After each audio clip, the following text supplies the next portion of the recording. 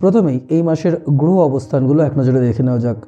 মাসের শুরুতে বৃহস্পতি মেষ রাশিতে, সূর্য মকর রাশিতে, মঙ্গল বুধ এবং শুক্র ধনু রাশিতে, রাহু মীন রাশিতে, কেতু কন্যা রাশিতে এবং শনি কুম্ভ রাশিতে থাকছে। পরবর্তীকালে শুক্র 12ই ফেব্রুয়ারি মকর রাশিতে, সূর্য 13ই ফেব্রুয়ারিতে কুম্ভ রাশিতে, মঙ্গল 5ই ফেব্রুয়ারি মকর রাশিতে, বুধ 1 ফেব্রুয়ারি মকর রাশিতে এবং 20 ফেব্রুয়ারি 2024 কুম্ভ রাশিতে প্রবেশ করবে। নমস্কার, কালপুরুষ অ্যাস্ট্রোলজির পক্ষ থেকে সকল দর্শক শ্রোতা বন্ধুদের অনেক অনেক ধন্যবাদ এই ভিডিওটি দেখার জন্য। চন্দ্র রাশির সাপেক্ষে 2024 সালের ফেব্রুয়ারি মাসের রাশিফলের এই আলোচনায় আমরা একটা সাধারণ বিশ্লেষণের মধ্যে দিয়ে জানব আমাদের স্বাস্থ্য, কেরিয়ার, শিক্ষা, অর্থ এবং পরিবারের মতো বিভিন্ন বিষয় সম্পর্কে। ভিডিওটি ভালো লাগলে অবশ্যই লাইক, শেয়ার এবং চ্যানেলটিকে সাবস্ক্রাইব করবেন, যাতে এরকম আরও নানা আলোচনা নিয়ে আমরা আপনাদের কাছে সহজেই হাজির হতে পারি। ফেব্রুয়ারি মাসটা কিন্তু বৃশ্চিক রাশির জাতকদের জন্য একটা অ্যাভারেজ মাস হতে চলেছে। আপনারা আপনাদের কাজ নিয়ে খুবই ব্যস্ত থাকবেন। ব্যস্ততার কারণে পরিবার থেকে দূরত্ব বাড়বে। পরিবারের কিছু সদস্য অভিযোগ করবেন যে আপনারা তাদের একদমই সময় দিচ্ছেন না। পারিবারিক কোনো অনুষ্ঠানে যোগ দেওয়ার সুযোগ পাবেন। আর্থিক পরিস্থিতিতে আপ ডাউন থাকছে। এই মাসটা প্রেম সম্পর্কের জন্য কিন্তু পজিটিভ হবে।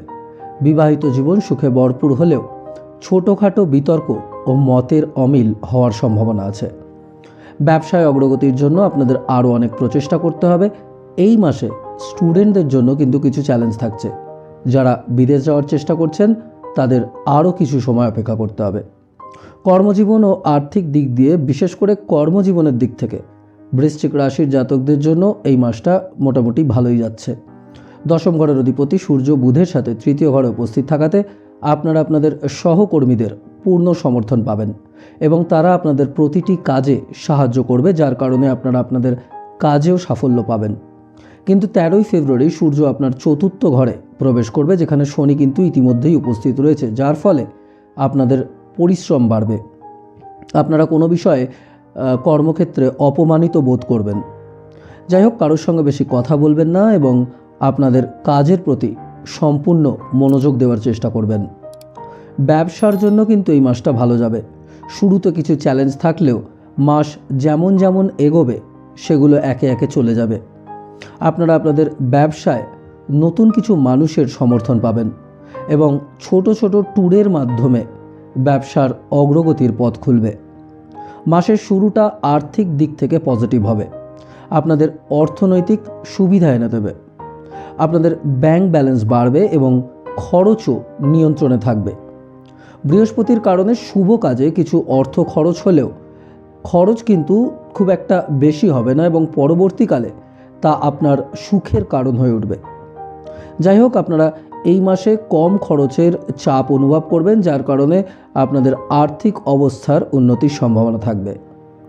ব্যবসায়ীরা মাসের দ্বিতীয়ার্ধে বা সেকেন্ড হাফে ভালো আয়ের সুযোগ পাবেন, যার কারণে আপনারা আপনাদের প্ল্যানগুলোকেও কমপ্লিট করে ফেলবেন। এই সময়টা ইনভেস্টমেন্টের জন্য কিন্তু পজিটিভ থাকছে, তবে আপনাদের ইনভেস্টমেন্টে এগিয়ে যাওয়ার আগে ইনভেস্টমেন্ট বিশেষজ্ঞদের পরামর্শ নেওয়া ভালো হবে। এই মাসটা আপনাদের স্বাস্থ্যের ক্ষেত্রেও কিন্তু মোটামুটি ভালোই থাকছে। ষষ্ঠ ঘরে বৃহস্পতির অবস্থানের কারণে পেটের কিছু সমস্যা দেখা যেতে পারে, তাই আপনাদের পেটের রোগের বিষয়ে কিন্তু সতর্ক থাকতে হবে। বদহজম, গ্যাস, গলা বা কানে ব্যথার মতো সমস্যার বিষয়েও সতর্ক থাকবেন। প্রেম, বিবাহ, পরিবার এবং ব্যক্তিগত সম্পর্কের ক্ষেত্রে যারা বিশেষ করে প্রেম সম্পর্কে রয়েছেন, মাসের শুরুটা তাদের জন্য পজিটিভ থাকছে।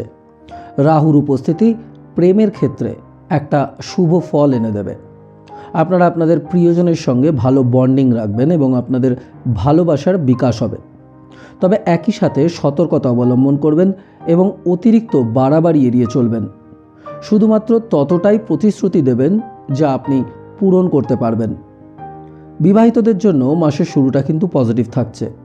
এই মাসটা বৃশ্চিক রাশির জাতক জাতিকাদের পরিবারের ক্ষেত্রেও মোটামুটি যাচ্ছে। মাসের শুরুতে শুক্র এবং মঙ্গলের দ্বিতীয় ঘরে উপস্থিতি পারিবারিক অনুষ্ঠানের আয়োজন করবে, যেখানে অনেক লোক আসবে। পরিবারে ব্যস্ততা থাকবে। আপনাদের ভাই বোনেরা আপনাদের সমর্থন করবে এবং আপনারা অনেক বন্ধ কাজ তাদের জন্য বা তাদের সাহায্যে আবার শুরু করতে পারবেন। শনি চতুর্থ ঘরে উপস্থিতির সাথে 13ই ফেব্রুয়ারি সূর্যের চতুর্থ ঘরে প্রবেশের ফলে মায়ের স্বাস্থ্য সমস্যা কিন্তু বাড়তে পারে।